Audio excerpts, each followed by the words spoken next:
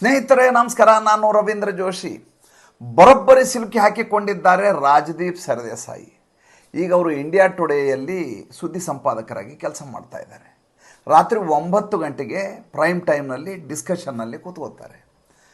ಮೊನ್ನೆ ಕಾರ್ಗಿಲ್ ವಿಜಯೋತ್ಸವದ ಸಂದರ್ಭದಲ್ಲಿ ಸ್ಮರಣೆಗಾಗಿ ವಿಜಯ್ ದಿವಸ್ ಅಂತ ಆಚರಣೆ ಮಾಡ್ತಾರಲ್ಲ, ಅವತ್ತು ರಾತ್ರಿ ಒಂದು ಶೋ ಡಿಸ್ಕಷನ್ ಇಟ್ಕೋತಾರೆ. ಡಿಸ್ಕಷನ್ನಲ್ಲಿ ಪ್ಯಾನಲ್ನಲ್ಲಿ ಶಾಜಿಯಾ ಇಲ್ಮಿ ಅಂಥೇಳಿ ಭಾರತೀಯ ಜನತಾ ಪಾರ್ಟಿಯ ಬಾತ್ಮೀದಾರರು, ಜೊತೆಗೆ ಈ ಕಡೆ ಯಶ್ ಮೋರ್ ಮತ್ತು 3 ಜನ ನಿವೃತ್ತ ಸೈನ್ಯಾಧಿಕಾರಿಗಳು ಡಿಸ್ಕಷನ್ನಲ್ಲಿ ಕೂತಿರ್ತಾರೆ. ಮೊದಲೇದಾಗಿ ಶಾಜಿಯಾ ಇಲ್ಮಿ, ನಾನು ಬರೋದಿಲ್ಲ ಕಾರ್ಯಕ್ರಮಕ್ಕೆ, ನನ್ನ ಕಾಲು ಫ್ರ್ಯಾಕ್ಚರ್ ಆಗಿದೆ, ನಂದು ಆರೋಗ್ಯ ಸರಿ ಇಲ್ಲ, ಅದಕ್ಕೆ ದಯವಿಟ್ಟು ಬಿಟ್ಟುಬಿಡಿ ರಾಜದೀಪ್ ಅಂತ ಹೇಳ್ತಾರೆ. ಇಲ್ಲ ನಾನು ನಿಮ್ಮ ಮನೆಗೆ ಕ್ಯಾಮ್ರಾ ಕಳಿಸ್ತೀನಿ, ನೀವು ಅಲ್ಲಿಂದನೇ ಲೈವ್ನಲ್ಲಿ ಪಾಲ್ಗೊಳ್ಳಿ ಆಯಿತು ಅಂತ ಹೇಳ್ತಾರೆ. ರಾಜದೀಪ್ ಸರ್ದೇಸಾಯಿ ಕ್ಯಾಮ್ರಾ ಯೂನಿಟಲ್ಲಿ ಕಳಿಸ್ತಾರೆ. ಈ ಕಡೆ ಡಿಸ್ಕಷನಲ್ಲಿ ಸ್ಟುಡಿಯೋದಲ್ಲಿ ಯಶ್ ಮೋರ್ ಅಂತೇಳಿ ಸೈನಿಕ ಅಧಿಕಾರಿ ಮತ್ತು ಬೇರೆ ಇನ್ನಿಬ್ಬರು ಅಧಿಕಾರಿಗಳು ಕೂತಿರ್ತಾರೆ. ವಿಷಯ ಏನು? ವಿಷಯ ಅಗ್ನಿವೀರ್ ಯೋಜನೆ ಕುರಿತಾಗಿ ಅದರ ಸಾಧಕ ಬಾಧಕಗಳ ಕುರಿತು ಚರ್ಚೆ ಆಗಬೇಕು. ಆದರೆ ಅದು ಒನ್ ಸೈಡೆಡ್ ಹೋಗ್ತಾ ಇರುತ್ತೆ. ಅದರಲ್ಲಿರುವಂಥ ಲೂಪ್ ಹೋಲ್ಗಳೇನು, ಯಾಕೆ ಇದು ಸರಿ ಇಲ್ಲ, ಈ ರೀತಿಯಾಗಿ ಒಂದೇ ಸೈಡ್ ಯಶ್ ಮೋರ್ ಅನ್ನೋರು ಮಾತಾಡ್ತಾನೆ ಇರ್ತಾರೆ. ಶಾಜಿಯಾ ಇಲ್ಮಿ ಕೈ ಎತ್ತರ ಇವ್ರು ಕನೆಕ್ಟೇ ಮಾಡೋದಿಲ್ಲ. ಆವಾಗ ರಾಜದೀಪ್ ಹೇಳ್ತಾರೆ, ನೋಡಿ ಅವರೆಲ್ಲ ಸೈನ್ಯದಲ್ಲಿ ಇದ್ದು ಬಂದವರು, ಅವ್ರಿಗೆ ಹೆಚ್ಚು ಅನುಭವ ಇರುತ್ತೆ, ಆದ್ದರಿಂದ ಅವ್ರು ಮಾತಾಡಲಿ ಅಂತ. ಶಾಜಿಯಾ ಇಲ್ಮಿ ಹೇಳ್ತಾರೆ, ನಾನಾಗಿ ನಿಮ್ಮ ಸ್ಟುಡಿಯೋಗೆ ಬರ್ತೀನಿ, ಡಿಸ್ಕಷನಲ್ಲಿ ಸೇರ್ತೀನಿ ಅಂತ ನಾನು ಹೇಳಿರಲಿಲ್ಲ, ನೀವಾಗೇ ನಮ್ಮನೆ ಕ್ಯಾಮ್ರಾ ಕಳಿಸಿ. ಈಗ ಡಿಸ್ಕಷನ್ ಬಂದ ಸಂದರ್ಭದಲ್ಲಿ ನನ್ನ ಅಭಿಪ್ರಾಯ ಹೇಳ್ತೀನಿ ಅಂದರೆ ನೀವು ಅವಕಾಶ ಕೊಡೋಲ್ಲ ಅಂದರೆ ಹೆಂಗೆ? ಶಾಜಿಯಾ ಇಲ್ಮಿ ಕನೆಕ್ಟ್ ಮಾಡ್ತಾರೆ. ಕನೆಕ್ಟ್ ಮಾಡಿದ ತಕ್ಷಣ ಈಕೆ ಹೇಳಲಿಕ್ಕೆ ಶುರು ಮಾಡ್ತಾರೆ, ನರೇಂದ್ರ ಮೋದಿಯವರ ಮಹತ್ವಾಕಾಂಕ್ಷೆ ಯೋಜನೆ ಯಾಕಿದು, ಅಗ್ನಿವೀರ್ಲಿಂದ ಮುಂದೆ ಆಗುವಂಥ ಲಾಭ ಏನು ಸೈನಿಕರಿಗೆ ಅಂತ ಹೇಳಲಿಕ್ಕೆ ಶುರು ಮಾಡ್ತಾರೆ. ಇದ್ದಕ್ಕಿದ್ದಾಗೆ ಈ ರಾಜದೀಪ್ ಸರ್ದೇಸಾಯಿ ಇವ್ರ ಮೈಕನ್ನು ಆಫ್ ಮಾಡಿಬಿಡ್ತಾರೆ. PCRಗೆ ಹೇಳಿ ಅದನ್ನ ಆಫ್ ಮಾಡಿಸ್ತಾರೆ. ಯಾವಾಗ ಈ ರೀತಿ ಆಫ್ ಮಾಡ್ತಾರೋ ಸಿಟ್ಟು ಬಂದುಬಿಡ್ತದೆ. ಕ್ಯಾಮ್ರಾ ಈ ರೀತಿ ಮೈಕ್ ಇರುತ್ತಲ್ಲ, ಮೈಕನ್ನು ಕಿತ್ತಾರೆ ಅವರು. ಅವ್ರದ್ದೆಲ್ಲ ಕೇಬಲ್ ಇರುತ್ತೆ, ಆ ಕೇಬಲ್ನ ಕಿತ್ತಿ ತೆಗಿಲಿಕ್ಕೆ ಶುರು ಮಾಡ್ತಾರೆ. ಅವರು ಕಾಲು ಫ್ರ್ಯಾಕ್ಚರ್ ಆಗಿರುತ್ತೆ. ತೆಗೆಯೋದಕ್ಕೆ ಶುರು ಮಾಡಿದ ತಕ್ಷಣ ಆ ವಿಡಿಯೋಗ್ರಾಫರ್ ಇದ್ದಾರಲ್ಲ, ಅಲ್ಲಿ ಕಟ್ ಮಾಡೋದಿಲ್ಲ ಅದನ್ನ, ಅವರು ಅದನ್ನೆಲ್ಲ ಶೂಟ್ ಮಾಡ್ತಾರೆ. ಶೂಟ್ ಮಾಡೋದಷ್ಟೇ ಅಲ್ಲ, ಈಕಿ ಕಾಲೋದು ಕುಂಟುಕೊಂಡು ಹೋಗೋದು, ಬೆಡ್ರೂಮ್ ಕಡೆ ಹೋಗೋದನ್ನೆಲ್ಲ ಸೆರೆ ಹಿಡಿತಾರೆ. ಈಕೆಗೆ ಸಿಟ್ಟು ಬಂದುಬಿಡುತ್ತೆ ಶಾಜಿಯಾ ಇಲ್ಮಿಗೆ.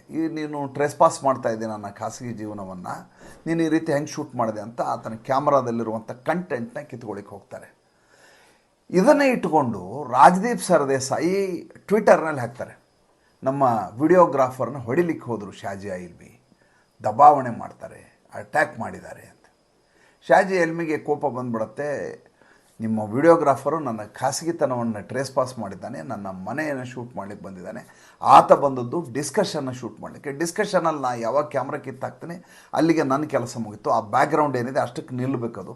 ಮುಂದೆ ನನ್ನ ಖಾಸಗಿತನವನ್ನು ಶೂಟ್ ಮಾಡಲಿಕ್ಕೆ ಅವನಿಗೆ ಯಾವುದೇ ರೀತಿಯ ಅಧಿಕಾರ ಇರೋದಿಲ್ಲ. ಆದ್ದರಿಂದ ಅವನ ಮೇಲೆ ನಾನು ಕೇಸ್ ಹಾಕ್ತೇನೆ, ನನ್ನ ಮೇಲೆ ಆತ ಅಟ್ಯಾಕ್ ಮಾಡಿದ್ದಾನಂತೆ, ಕೇಸ್ ಹಾಕ್ತೀನಿ ಅಂತ. ಅಷ್ಟೇ ಅಲ್ಲ, ರಾಜದೀಪ್ ಸರ್ದೇಸಾಯಿ, ನೀನು ನನ್ನ ವಿಷಯವನ್ನು ನನ್ನ ಕರೆಸಿ, ನೀನು ನನ್ನ ಮನೆಗೆ ಬಂದು ನನ್ನ ಕ್ಯಾಮ್ರಾ ಕಳಿಸಿ, ನನ್ನ ಡಿಸ್ಕಷನಿಗೆ ಬಾ, ಪ್ಯಾನಲ್ ಡಿಸ್ಕಷನಿಗೆ ಬಾ ಅಂತ ಕರೆದು ನನಗೆ ಅವಕಾಶವನ್ನು ಕೊಡಲಾರ್ದೆ, ನನಗೆ ಸಿಟ್ಟು ಬಂದು ನಾನು ಕ್ಯಾಮ್ರಾ ಕಟ್ ಮಾಡಿದ ಮೇಲೆ ಅದನ್ನು ತೊಗೊಂಡು ಹೋಗಿ ನೀನು ಎಕ್ಸ್ನಲ್ಲಿ ಹಾಕ್ಕೊಂಡಿದ್ದೀಯ ಟ್ವಿಟರಲ್ಲಿ, ಈ ರೀತಿ ಶಾಜಿಯಾ ಇಲ್ಮಿ ನಮ್ಮ ವಿಡಿಯೋಗ್ರಾಫರ್ ಹೊಡೆದಿದ್ದಾರೆ ಅಂತೇಳಿ. ಅಷ್ಟೇ ಅಲ್ಲ, ಇದನ್ನ ಇಂಡಿಯಾ ಟುಡೇನಲ್ಲೂ ತೋರಿಸ್ತಾರೆ. ನಮ್ಮ ಛಾಯಾಗ್ರಾಹಕನ ಮೇಲೆ ಶಾಜಿಯಾ ಇಲ್ಮಿ ಹಲ್ಲೆ, ಭಾರತೀಯ ಜನತಾ ಪಾರ್ಟಿಯ ಸ್ಪೋಕ್ಸ್ ಪರ್ಸನ್ನಿಂದ ಹಲ್ಲೆ ಅಂತ ಮತ್ತೆ ಅದನ್ನ ಶೂಟ್ ಮಾಡಿದ್ದನ್ನು ತೋರಿಸ್ಲಿಕ್ಕೆ ಶುರು ಮಾಡ್ತಾರೆ. ಇದರ ಕುರಿತು ಈಗ ಶಾಜಿಯಾ ಇಲ್ಮಿ ಒಂದು ಡಿಫೆಮೇಷನ್ ಕೇಸನ್ನು ರಾಜದೀಪ್ ಸರ್ದೇಸಾಯಿ ಮೇಲೆ, ಒಂದು ಈ ರೀತಿ ಅನಗತ್ಯವಾಗಿ ಅಕ್ರಮವಾಗಿ ನನ್ನ ಮನೇಲಿ ಶೂಟ್ ಮಾಡಲಿಕ್ಕೆ ಬಂದು ನನ್ನ ಮೇಲೆ ಹಲ್ಲೆ ಮಾಡಲಿಕ್ಕೆ ಪ್ರಯತ್ನ ಮಾಡಿದ ಅಂತ ವಿಡಿಯೋಗ್ರಾಫರ್ ಮೇಲೆ 2 ಕೇಸನ್ನು ಹಾಕ್ತಾ ಇದ್ದಾರೆ. ಶಾಜಿಯಾ ಇಲ್ಮಿ ಈ ಥರ ಕೇಸ್ ಹಾಕಿದ್ದು ಇದೇನು ಮೊದಲೇ ಏನು, ರಾಜದೀಪ್ ಸರ್ದೇಸಾಯಿ ಮೇಲೆ ಈ ಥರ ಕೇಸ್ ಹಾಕಿದ್ದು ಆಕೆ ಮೊದಲೇ ಬಾರಿ. ಆದರೆ ರಾಜದೀಪ್ ಸರ್ದೇಸಾಯಿ ಬದುಕಿನಲ್ಲಿ ಈ ರೀತಿ ಬೇಕಾದಷ್ಟು ಘಟನೆಗಳಾಗಿದ್ದನ್ನು ನೀವು ನೋಡ್ಬೋದು. ರಾಜೀವ್ ತ್ರಿವೇದಿ ಅಂಥೇಳಿ ಒಬ್ಬ IPS ಆಫೀಸರ್, ಈತನ ಮೇಲೆ ಈತ ಎಂಥ ಸುಳ್ಳು ಆರೋಪವನ್ನು ಹೊರಿಸ್ತಾನೆ ಅಂದರೆ, ಶಹಾಬುದ್ದೀನ್ ಮರ್ಡರ್ ಕೇಸಲ್ಲಿ ಈತ ಕಲ್ಪ್ರಿಟ್ಟು, ಈತ ಸುಳ್ಳು ನಂಬರ್ ಪ್ಲೇಟ್ ಹಾಕ್ಕೊಂಡು ಇನ್ನೂ 2 ಅಧಿಕಾರಿಗಳನ್ನ ಕರ್ಕೊಂಡು ಈತನೇ ಎಲ್ಲ ಸಂಚು ಮಾಡಿದ್ದು ಅಂತ ಒಂದು ಸುದ್ದಿಯನ್ನು ಬಿತ್ತರಿಸ್ಬಿಡ್ತಾನೆ. ಯಾವಾಗ ಈ ರೀತಿ ಸುದ್ದಿಯನ್ನು ಬಿತ್ತರಿಸ್ಬಿಡ್ತಾನೋ ಅವರು ರಾಜೀವ್ ತ್ರಿವೇದಿ ಅವರು ಈತನ ಮೇಲೆ ಕೇಸ್ ಹಾಕ್ತಾರೆ. ಅನಗತ್ಯವಾಗಿ ಯಾವುದೇ ದಾಖಲೆ ಇರಲಾರದೆ ನೀನು ಈ ರೀತಿ ನನ್ನ ಮೇಲೆ ಆರೋಪವನ್ನು ಹೊರಿಸಿದ್ಯಾ, ನಿನ್ನ ಮೇಲೆ ಕ್ಲೇಮ್ ಮಾಡ್ತೀನಿ ಅಂತೇಳಿ ಕೇಸ್ ಹಾಕ್ತಾರೆ, ಡಿಫೆಮೇಷನ್ ಕೇಸು. ಡಿಫೆಮೇಷನ್ ಕೇಸ್ ಹಾಕಿದ ಸಂದರ್ಭದಲ್ಲಿ ಈತನ ಬಳಿ ಯಾವುದೇ ದಾಖಲಾತಿಗಳಿರೋದಿಲ್ಲ. ಸುಳ್ಳು ನರೇಟಿವ್ನ ಸೃಷ್ಟಿ ಮಾಡಿ ಈ ರೀತಿಯದಾದಂಥ ಸುದ್ದಿಯನ್ನು ಹಾಕಿರ್ತಾನೆ.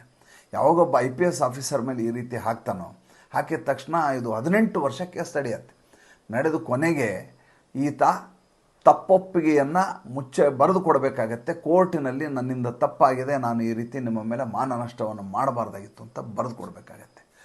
ಇದು ಒಂದು ಪ್ರಕರಣ. ಇನ್ನೊಂದು ಪ್ರಕರಣ, ಅಲ್ಲಿ ಮ್ಯಾಡಿಸನ್ ಸ್ಕ್ವೇರು 2014ರಲ್ಲಿ ನರೇಂದ್ರ ಮೋದಿಯವರು ಮೊದಲೇ ಬಾರಿಗೆ ಪ್ರಧಾನಮಂತ್ರಿ ಆದಾಗ ಅಮೇರಿಕಾದಲ್ಲೊಂದು ಬೃಹತ್ ಭಾರತೀಯರ ಸಭೆ ಇರುತ್ತೆ. ಬೆಳಗ್ಗೆ ಈತ ಹೋಗಿ ನರೇಂದ್ರ ಮೋದಿಯವರ ವಿರುದ್ಧವಾಗಿ ಅಲ್ಲಿ ಬಂದಿರುವಂಥ ಭಾರತೀಯರ ಮಧ್ಯೆ ಪ್ರಶ್ನೆಗಳನ್ನು ಕೇಳಕ್ಕೆ ಶುರು ಮಾಡ್ತಾನೆ.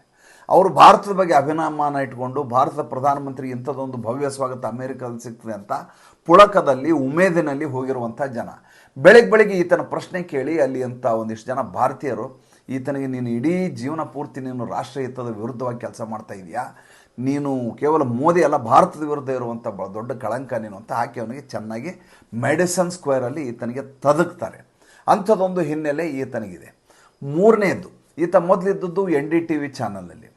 ಈತ ಮುಂದೆ ಸಾಗರಿಕಾ ಘೋಷ್ ಅನ್ನೋರನ್ನ ಮದುವೆ ಆಗ್ತಾನೆ. ಈಗ ಅವರು MP ಆಗಿದ್ದಾರೆ, ರಾಜ್ಯಸಭೆಯಿಂದ ತೃಣಮೂಲ ಕಾಂಗ್ರೆಸ್ಸಿಂದ MP ಆಗಿದ್ದಾರೆ. ಸಾಗರಿಕಾ ಘೋಷ್ ಕೂಡ ರಿಪೋರ್ಟ್ರೇ. ಸಾಗರಿಕಾ ಘೋಷ್ ಅಪ್ಪ ಏನಿದಾರಲ್ಲ ಅವರು ದೂರದರ್ಶನದಲ್ಲಿ ಡೈರೆಕ್ಟರ್ ಇರ್ತಾರೆ. ದೂರದರ್ಶನ ವಸ್ತುಗಳನ್ನು ಕಳ್ಳತನ ಮಾಡಿ NDTVಗೆ ತಂದು ಹಾಕ್ಕೊಂಡು ಅಲ್ಲಿ ಪ್ರೈಮ್ ಟೈಮ್ ಮಾಡಿ ನಡೆಸಿದ್ದಾರೆ ಅಂತ ಈತನ ಮೇಲೆ ಆರೋಪ ಇದೆ. ಅಂದರೆ ಈ ಮನುಷ್ಯನ ಇಡೀ ಜೀವನ ಪೂರ್ತಿ ಈ ರೀತಿಯದಾದಂಥ ಅಪಸವ್ಯಗಳನ್ನು ಮಾಡಿಕೊಂಡು ಭಾರತ ದೇಶದಲ್ಲಿ ಕಾಂಗ್ರೆಸ್ಸಿನ ಕೃಪಾಪೋಷಿತ ಪತ್ರಕರ್ತನಾಗಿಯೇ ಇಲ್ಲಿವರೆಗೂ ಜೀವನ ಮಾಡಿ ಈಗ ಒಬ್ಬ ಸ್ಪೋಕ್ಸ್ ಪರ್ಸನ್, ನಾನು ಬರಲ್ಲ ಅಂದರೂ ಅವ್ರ ಮನೆ ಕ್ಯಾಮ್ರಾ ಕಳಿಸಿ ಆಕೆಯೇ ನಮ್ಮ ಛಾಯಾಗ್ರಾಹಕರ ಮೇಲೆ ಹಲ್ಲೆ ಮಾಡಲಿಕ್ಕೆ ಪ್ರಯತ್ನ ಮಾಡಿದಂಥ ಸುಳ್ಳು ಸುದ್ದಿಯನ್ನು ಹರಿಸಿ ಕೊಡ್ತಾರಲ್ಲ, ಶಾಜಿಯಾ ಇಲ್ಮಿ ಸುಮ್ಮನೆ ಬಿಟ್ಬಿಡ್ತಾರ. ಇದ್ರ ಕುರಿತಾಗಿ ಸಂಪೂರ್ಣ ವಿಡಿಯೋ ಬೇರೆ ಇದೆ, ಅದು ಕಾಪಿರೈಟ್ ಬರೋದರಿಂದ ನಾನು ಇಲ್ಲಿ ಹಾಕ್ಲಿಕ್ಕೆ ಆಗ್ತಾ ಇಲ್ಲ. ಆದರೆ ಇಡೀ ದೃಶ್ಯಾವಳಿಗಳನ್ನು ನೋಡಿದರೆ ಮೇಲ್ನೋಟಕ್ಕೆ ಆ ಛಾಯಾಗ್ರಾಹಕ ಉದ್ದೇಶಪೂರ್ವಕವಾಗಿ ಈಕೆ ಬೆಡ್ರೂಮು, ಈಕೆ ನಡ್ಕೊಂಡು ಹೋಗ್ತಾ ಇರೋದು ಎಲ್ಲವನ್ನು ಶೂಟ್ ಮಾಡೋ ಪ್ರಯತ್ನ ಮಾಡ್ತಾರೆ. ಆಕೆ ಇಲ್ಲಿ ಮೈಕನ್ನು ತೆಗೆಯುವಾಗ ಆಕೆ ಎದೆ ಮೇಲೆ ಫೋಕಸ್ ಮಾಡ್ತಾನೆ ಕ್ಯಾಮ್ರಾಮ್ಯಾನು. ಯಾವ ಸೋದರಿ ಈ ರೀತಿ ಶೂಟ್ ಮಾಡಿದರೆ ಸುಮ್ಮನಿರ್ತಾರೆ ಹೇಳಿ?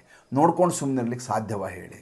ಅದರ ಪರವಾಗಿ ಈತ ಧ್ವನಿಯನ್ನೆತ್ತಾನಲ್ಲ, ಅಂಥ ಛಾಯಾಗ್ರಾಹಕನ ಪರವಾಗಿ ಈತ ಎಂಥ ಅಮಾನವೀಯ ವ್ಯಕ್ತಿ, ಎಂಥ ದುಷ್ಟ ಮತ್ತು ನೀಚ ಅನ್ನೋದನ್ನು ಆಲೋಚನೆ ಮಾಡಬೇಕು. ರಾಜದೀಪ್ ಸರ್ದೇಸಾಯಿಗೆ ಸರಿಯಾದ ಶಿಕ್ಷೆ ಆಗಬೇಕು, ಅದು ನಮ್ಮ ಧ್ವನಿ. ಮತ್ತು ಮುಂದಿನ ಸಂಚಿಕೆಯಲ್ಲಿ ಮಾತಾಡ್ತೀನಿ. ಸಂಚಿಕೆ ಇಷ್ಟ ಆಗಿದ್ರೆ ಲೈಕ್ ಮಾಡಿ, ಫಾಲೋ ಮಾಡಿ, ಶೇರ್ ಮಾಡಿ. ನಮ್ಮ ಮುಕ್ತ ಪತ್ರಿಕೋದ್ಯಮಕ್ಕೆ ದಯವಿಟ್ಟು ಆರ್ಥಿಕವಾಗಿ ಬೆಂಗಾವಲಾಗಿ. ನಮಸ್ಕಾರ.